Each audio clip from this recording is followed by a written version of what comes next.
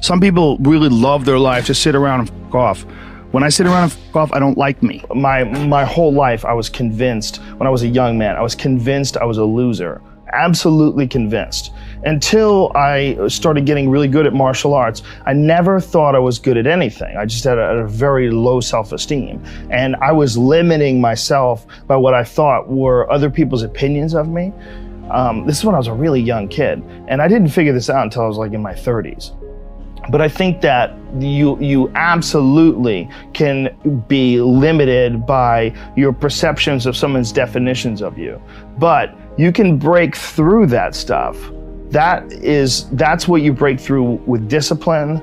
That's where you break through with hard work and concentration and focus. And that's why it's so important to have like either a discipline or an art or something that you're trying to create or something that you're really focusing on. Because if you don't have like a point of focus as a human, I think it's very hard to get through this life and have an appreciation for true struggle. Because our physical struggle with what our bodies are designed for, the caveman of 10,000 plus years ago, our bodies are still designed for that. That physical struggle doesn't really manifest itself when you're sitting in front of a cubicle, in front of a computer in a cubicle, in this unnatural position all day. I think the whole situation is very confusing for the human body.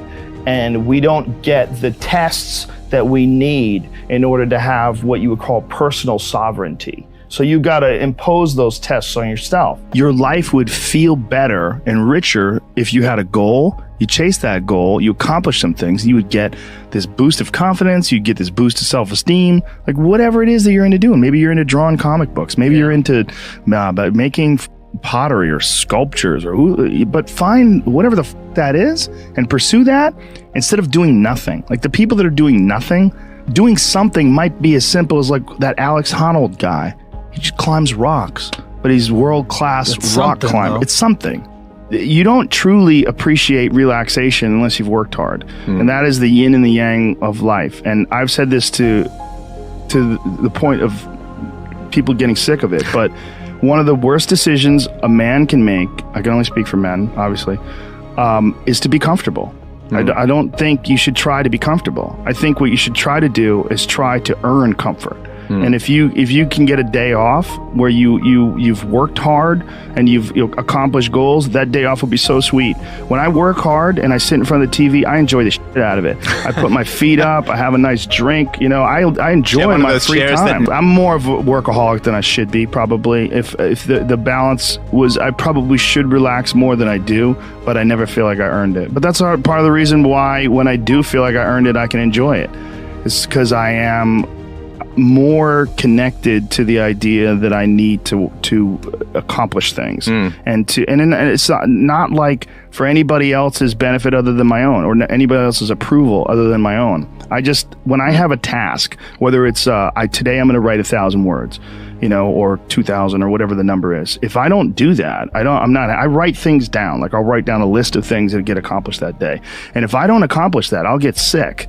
Like it'll drive me crazy. If I can't fill out that list, that drives me nuts, but that's what led me to be a championship level martial artist. That's what led me to achieve it's the reinforcement of those goals, like understanding that you can achieve those goals. It's going to be difficult. You're going to push through the difficulty, and then you're going to understand what difficulty truly is and how much of it is just mental, how much of it is just in your mind, this adversity to difficult task or to struggle. And a lot of people have that. They're scared. They're scared of complications. They're scared of failure. Failure is a big one that people are afraid of. But failure is one of the most important things you could ever have as far as like the motivation to do things differently. One of the reasons why I think that I'm good at friendships and relationships is because I've failed at them in the past. One of the things that I'm good at comedy is because I've bombed on stage. One of the reasons why I'm good at work is because I've been a shitty worker in the past. And I know the feeling of failure, the feeling of shame, of being like a weak, non-motivated, lazy person. That's a weak feeling. You don't respect yourself. And I have this phrase that I use all the time to people to try to motivate people. I say that be the hero in your own movie. Pretend that if your life was a movie and your life started now, what would the hero do? What would the person that you respect do? What would the person that you admire, person that inspires you, what would they do? Well, do that. And if you do that, you slowly build momentum. You like, today I did what I wanted to do. Today I started a class in yoga. I did this. I did all these things that I was saying I wasn't going to do. And now I feel momentum. And momentum is a very important point in people's lives. That's why some folks don't like to take days off, because they feel like they're losing momentum and they sort of have to restart the wheel up again after a vacation. Before I was successful, I realized it was stupid. Long before, because when I was like an amateur, I would see guys that were killing, and I'd be like, "F him, like, why is he doing good? Like, that guy sucks, and this guy sucks, and you know, how come he got this and he got that?" And then I remember thinking, like, this is a gigantic waste of time. And I got into comedy because I'm a fan of comedy. And my concentrating on people that suck or being jealous about people that are doing well does me zero good. But instead, if someone does well, I can be inspired and I can get fired up by it. I mean, I figured this out in my early 20s. I was like, okay, this is I have a poor way of looking at it, because it's a martial arts thing. Because in martial arts, like, you can't be jealous of someone else's ability. You have to realize you might have to fight them someday. So by realizing that they're really good, you're forced to be objective about it. And you have to go to work. Like, you have to go, that guy's better than me. I got to get better. And you have to go to work. There's no positive benefit in underestimating someone. The one thing that discipline definitely does help you with is it helps you get things done.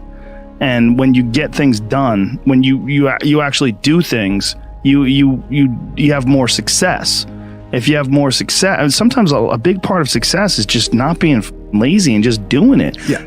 That's like 90% of it is just showing up. Get there and start working. Like, you're not going to feel perfect every day. If I only worked out when I felt good, I'd be a fat because there's a lot of days I don't want to do it. It's pretty much the same with everybody that actually gets good at something. There's got to be those days you push through, and they're probably going to be more numerous than the days you don't. And so the benefit of discipline in my eyes has always been that through discipline I get things done. I always say that I'm like the most lazy, disciplined person I know, because I don't want to do it. Yeah. But I always do. A bunch of people that will say, yeah, well, I have a family, so, it's a great idea for you to just go out there and go crazy. I have people to support. You need to listen. Stop saying that.